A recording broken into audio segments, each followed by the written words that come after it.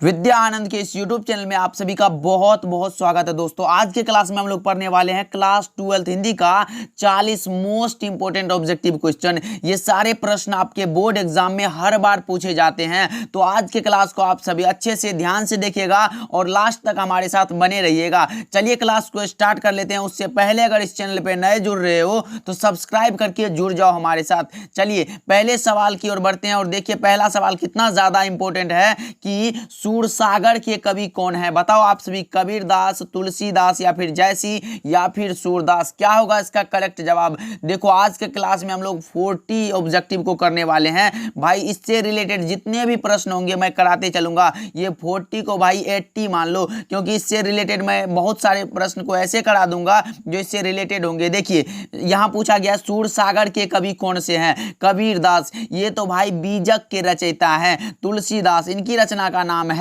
पद और इनकी रचना का नाम है करबक। क्या? करबक।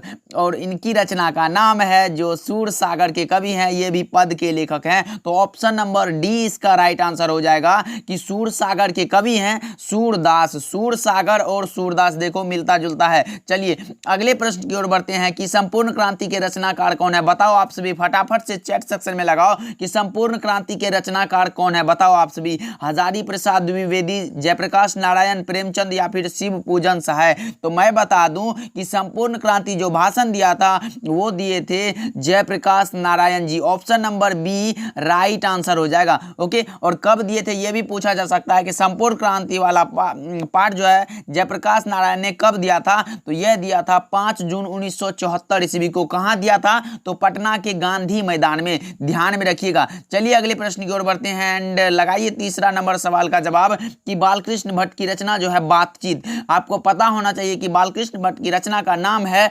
बातचीत। यह एक प्रकार का निबंध है और इनके लेखक का नाम है बालकृष्ण भट्ट। देखो ऑप्शन नंबर डी में दिया गया है ललित निबंध। ऑप्शन डी लगा लो, राइट आंसर हो जाएगा। चलिए अगले प्रश्न की ओर बढ़ते हैं। काफी ज्यादा इंपॉर्टेंट है और अभी तक क्लास को लाइक नहीं किए हो तो कर दिया करो जी, इससे मोटिवेट होते हैं हम। आपके लिए काम करने के लिए बहुत ही ज्यादा मोटिवेट होते हैं कि भाई कम से कम आप तो लाइक करते हो। प्रकृति वर्णन से संबंधित कविता का नाम बताओ। प्रकृति वर्णन से, प्रकृति से वर्णन बताओ। गांव का घर, उषा, साकेत या फिर हारजीत। गांव का घर, इनके लेखक हैं ज्ञानेंद्रपति जी और उषा शमशेर बहादुर सिंह की रचना है। साकेत और हारजीत, हारजीत के लेखक हैं अशोक वाजपेयी जी। तो ध्यान में रखिएगा कि प्रकृति वर्णन से संबंधित कविता का नाम है उषा। क्या? उषा हो जाएगा। Option number B right answer हो जाएगा। और इन साकेत, साकेत के रचनाकार हैं हमारे मैथिली शरण गुप्त जी। इसको भी ध्यान में रखिएगा कि गांव के घर ज्ञानेंद्रपति, उषा शमशेर बहादुर सिंह की रचना है। साकेत ये मैथिली शरण गुप्त की रचना है और हारजीत अशोक वाजपेयी जी की रचना है। तो उषा प्रकृति से संबंधित कविता है, तो ध्यान में रखिएगा। चलिए पांचवा नंबर सवाल आपके मोबाइल के स्क्रीन बोर्ड पर है कि अर्धनारीश्वर किस विधा से संबंध है। बताओ। अर्धनारीश्वर भाई शंकर और पार्वती जी का कल्पित रूप है। आपसे पूछा जा सकता है कि अर्धनारीश्वर जो है कल्पित रूप है किसका? शंकर और पार्वती का। तो ध्यान में रखिएगा अर्धनारीश्वर यह एक प्रकार का निबंध है, तो ध्यान में रखिएगा ऑप्शन नंबर ए सही जवाब हो जाएगा। चलिए अगले प्रश्न की ओर बढ़ते हैं कि प्रगीत और समाज किसकी रचना है। प्रगीत और समाज के लेखक कौन है। बताओ आपसे। बालकृष्ण भट्ट, नामवर सिंह या फिर दिनकर या फिर चंद्रधर शर्मा गुलेरी। देखो जी, बालकृष्ण भट्ट की रचना का नाम है बातचीत, नामवर सिंह, दिनकर या फिर चंद्रधर शर्मा गुलेरी। प्रगीत और समाज के लेखक हैं नामवर सिंह। हाँ, नामवर सिंह है। दिनकर जी की रचना है क्या? अर्धनारीश्वर। चंद्रधर शर्मा गुलेरी की रचना है उसने कहा था। तो अच्छे से याद कर लीजिएगा आप सभी। चलिए अगले प्रश्न की ओर बढ़ते हैं कि तिरीच कहानी के कहानीकार का नाम क्या है। तिरीच कहानी के कहानीकार का नाम है उदय प्रकाश। क्या? उदय प्रकाश। जय कृष्णमूर्ति की यह रचना है शिक्षा। मोहन राकेश सिपाही की माँ के लेखक हैं और अज्ञे रोज कहानी के लेखक हैं। तो ध्यान में रखिएगा तिरीच कहानी के कहानीकार का नाम है उदय जयप्रकाश। अच्छे से याद कर लीजिएगा। एंड अगले प्रश्न की ओर बढ़ते हैं। अभी तक लाइक नहीं किए हो क्लास को तो कर दिया करो। देखो 8 नंबर का जवाब बताओ कि इनमें से कौन सी रचना ओम प्रकाश वाल्मीकि की है, पूछा गया है। रोज के लेखक है सच्चिदानंद हीरानंद वात्स्यायन, सिपाही की मां मोहन राकेश की रचना है, जूठन ओम प्रकाश वाल्मीकि की रचना है। तो ऑप्शन सी में ही हमारा आंसर मिल गया है। तो अगले ऑप्शन की ओर जाने की जरूरत नहीं है। शिक्षा जी कृष्णमूर्ति की रचना है, अच्छे से याद कर लीजिएगा। चलिए, हंसते हुए मेरा अकेलापन, हंसते हुए मेरा अकेलापन लेखक कौन है बताओ। हंसते हुए मेरा अकेलापन के लेखक हैं मलयज जी, और यह एक प्रकार का डायरी है। ये भी ध्यान में रखिएगा कि हंसते हुए मेरा अकेलापन यह एक प्रकार का डायरी है। ओके, चलिए अगले प्रश्न की ओर बढ़ते हैं। एक लेख और एक पत्र, एक लेख और एक पत्र के रचनाकार कौन है। भगत सिंह, सुखदेव, राजगुरु या फिर चंद्रशेखर आजाद। तो भाई मेरे भगत सिंह जी इसके रचनाकार हैं। एक लेख और एक पत्र के कवि बोल सकते हैं option number A right answer हो जाएगा। चलिए अगले प्रश्न की ओर बढ़ते हैं। ओ सदानीरा के लेखक कौन है बताओ आप सभी कि ओ सदानीरा के लेखक कौन है। जगदीश चंद्र माथुर, अज्ञेयजी, मलयज या फिर बालकृष्ण भट्ट। बताओ आप सभी। देख रहे हो विनोद, सिर्फ जो है आपके बोर्ड एग्जाम में लेखक का परिचय और लेखक का नाम ही पूछा जा रहा है आपके बोर्ड एग्जाम में, इसीलिए आपको लेखक का नाम भी अच्छे से याद कर लेना चाहिए। ओ सदानीरा के लेखक कौन है। Jagdish Chandra Mathur, Jagdish Chandra Mathur option A right answer हो जाएगा। चलिए 12 नंबर सवाल की ओर बढ़ते हैं कि जे कृष्णमूर्ति की इनमें से कौन सी रचना है बताओ। रोज के लेखक है सच्चिदानंद हीरानंद वात्स्यायन, संपूर्ण क्रांति के लेखक है जयप्रकाश नारायण जी, बातचीत के लेखक है बालकृष्ण भट्ट, और शिक्षा के लेखक है जे कृष्णमूर्ति जी। तो ऑप्शन नंबर डी लगा लो, राइट आंसर हो जाएगा। चलिए नेक्स्ट सवाल की ओर बढ़ते हैं। भाई काफी ज्यादा इंपॉर्टेंट सवाल है। आज के क्लास को आप सभी अगर लास्ट तक देख लेते हो तो भाई 50 में 50 सही होने से कोई रोक नहीं सकता है आपको। ओके, देखिए लगाइए आप सभी की करबक के रचयिता का क्या नाम है भाई। प्रेम के पीर जी, प्रेम मार्गी कवि कौन है जी। जायसी जी। करबक के रचयिता है मलिक मोहम्मद जायसी, अच्छे से ध्यान में रखिएगा। सूरदास जी पद के लेखक है, क्या पद के लेखक है। कबीरदास जी बीजक के रचयिता है, बीजक के रचयिता है कबीरदास जी, और तुलसीदास भी पद के लेखक है, अच्छे से याद कर लीजिएगा। चलिए ऑप्शन सी लगा लो, राइट आंसर हो जाएगा। साहित्य लहरी, साहित्य लहरी किनकी रचना है बताओ आप सभी। साहित्य लहरी किनकी रचना है। जायसी, तुलसीदास, कबीरदास या फिर सूरदास। 14 का सही जवाब क्या होगा फटाफट से बताएंगे आप सभी चैट सेक्शन में। क्या होगा 14 का सही जवाब। तो भाई मेरे सूरदास इनके रचनाकार है, साहित्य लहरी के रचनाकार हैं सूरदास जी। ओके, अगले प्रश्न की ओर बढ़ते हैं कि कवितावली के रचनाकार कौन है। अब बताओ जैसी, तुलसीदास, कबीरदास या फिर सूरदास। कवितावली के रचनाकार है हमारे तुलसीदास जी, ऑप्शन बी लगा लो, राइट आंसर है। चलिए अगले प्रश्न की ओर बढ़ते हैं, फटाफट से लगाते चलिए। और क्लास को अभी तक लाइक नहीं किए हो तो कर दिया करो, और आप सभी अगर नए जुड़ रहे हो तो सब्सक्राइब करके जुड़ जाओ हमारे साथ। छत्रसाल दशक के रचनाकार कौन है। ये तो भाई Bhushan ji, option number B option C right answer हो जाएगा। चलिए अगले प्रश्न की ओर बढ़ते हैं कि जयशंकर प्रसाद किस वाद से संबंधित है। बताओ आप सभी कि जयशंकर प्रसाद जी किस वाद से संबंधित है। छायावाद, प्रतिवाद या फिर प्रयोगवाद या फिर नई कविता, किस वाद से संबंधित है बताओ आप सभी। 17 का सही जवाब क्या होगा। Chhayavad, option number A right answer हो जाएगा। जयशंकर प्रसाद जी छायावादी युग के कवि हैं, तो option number A right answer हो जाएगा। चलिए अगले प्रश्न की ओर बढ़ते हैं कि पुत्र वियोग किसकी रचना है बताओ। पुत्र वियोग, पुत्र के वियोग में सुभद्रा कुमारी चौहान की रचना है, option number A right answer हो जाएगा।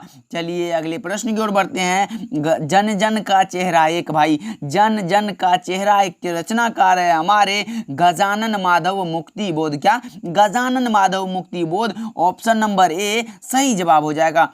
आप सभी ऑप्शन ए लगा रहे हो जो कि सही जवाब है। चलिए अगले प्रश्न की ओर बढ़ते हैं कि रघुवीर सहाय का जन्म स्थान कौन सा है। रघुवीर सहाय का जन्म स्थान कौन सा है भाई। काशी, लखनऊ, मेरठ या फिर आगरा। रघुवीर सहाय का जन्म स्थान है ऑप्शन बी में जो दिया गया है लखनऊ, यही है इसका जन्म स्थान। तो ऑप्शन नंबर बी लगा लो, 20 का बी करेक्ट जवाब हो जाएगा। चलिए नेक्स्ट सवाल की ओर बढ़ते हैं, फटाफट से लगाते चलिएगा और क्लास को अभी तक लाइक नहीं किए हो तो कर दीजिए।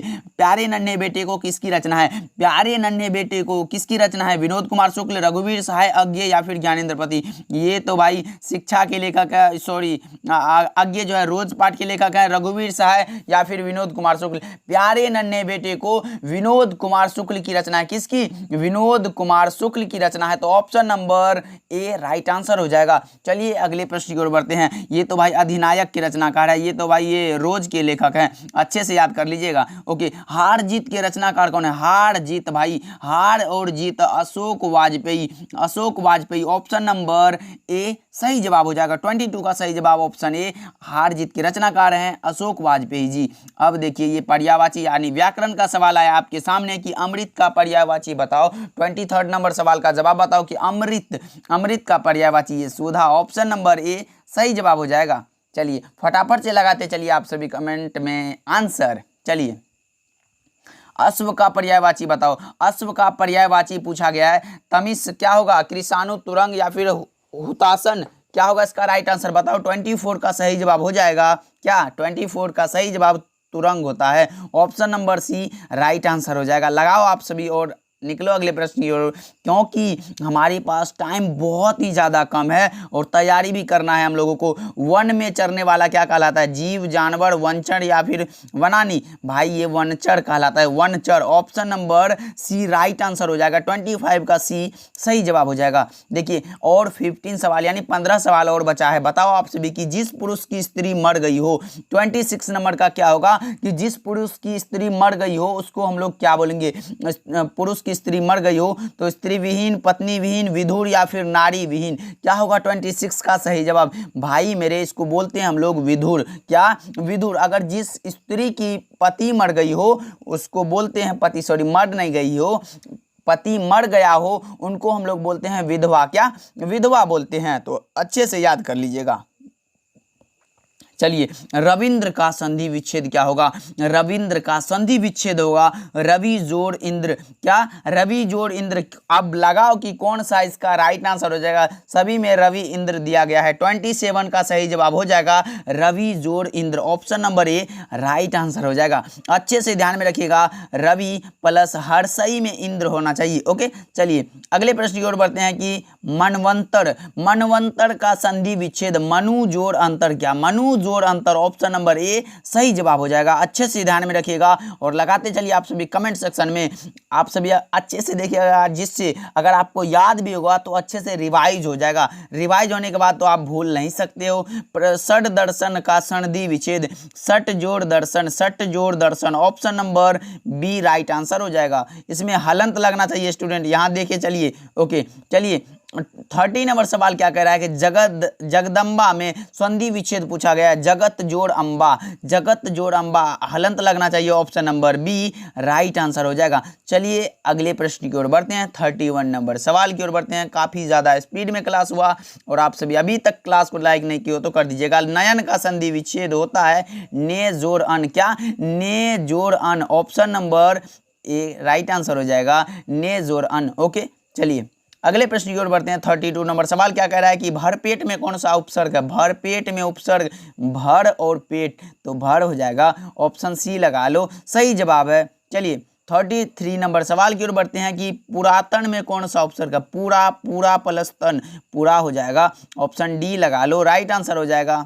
ओके चलिए अगले प्रश्न की ओर बढ़ते हैं। 34 नंबर सवाल है कि चचेरा में कौन सा प्रत्यय पूछा गया है, यानी लास्ट वाला प्रत्यय चचेरा। चच जोड़ एरा, एरा हो जाएगा। सी राइट आंसर हो जाएगा। ओके लगाओ आप सभी की टिकाऊ में कौन सा प्रत्यय? टिकाऊ, टिक जोड़ आऊ, आऊ। Option number A right answer हो जाएगा। चलिए अगले प्रश्न की ओर बढ़ते हैं। फटाफट से याद कर लीजिएगा इन सारे प्रश्न को आप सभी, क्योंकि आपके बोर्ड एग्जाम में यहाँ से प्रश्न आ सकते हैं बहुत सारे। आरंभ का विलोम, आरंभ मतलब शुरू और खत्म का अंत हो जाएगा।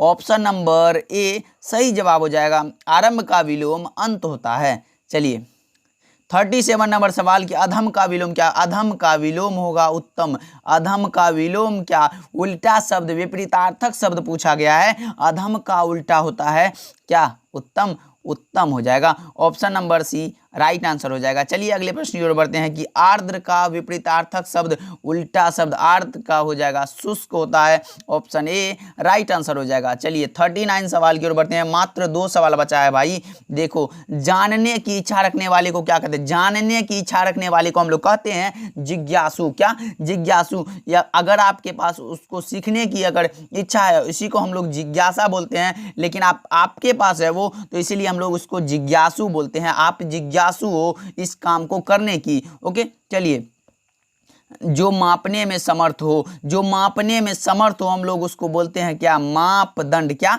मापदंड बोल देते हैं। जो मापने में समर्थ हो, लायक हो, योग्य हो, उसको हम लोग बोलते हैं मापदंड। चलिए, तो आज का क्लास कैसा लगा आप सभी जरूर बताइएगा, एंड तो कैसा लगा ये कमेंट करके जरूर बताना। मिलते हैं अगले क्लास में, तब तक के लिए खूब मेहनत कीजिए आप सभी। एग्जाम का टाइम मात्र 3 से 4 महीने के बीच में बचा है, इसी में आपको जो करना है इतना में ही करना होगा। अगर अच्छे मार्क्स चाहिए तो आपको अच्छे मेहनत भी करना होगा स्टूडेंट, मेहनत भी करना होगा, क्योंकि आपको पता होना चाहिए कि तकदीर के हर दरवाजे की एक ही चाबी होती है, और वो होती है आपकी परिश्रम, मेहनत कितना करते हो आप सभी। ओके, चलिए मिलते हैं अगले क्लास में।